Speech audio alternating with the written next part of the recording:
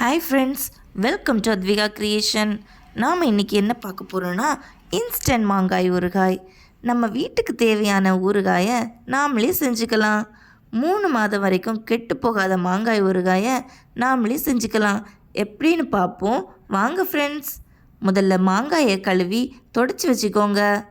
அப்புறம் மாங்காயை ஸ்லைஸாக கட் பண்ணி வச்சுக்கோங்க. அதில் தேவையான அளவு உப்பு, மிளகாய் தூளை சேர்த்து நன்றாக குலுக்கி வச்சுக்கோங்க.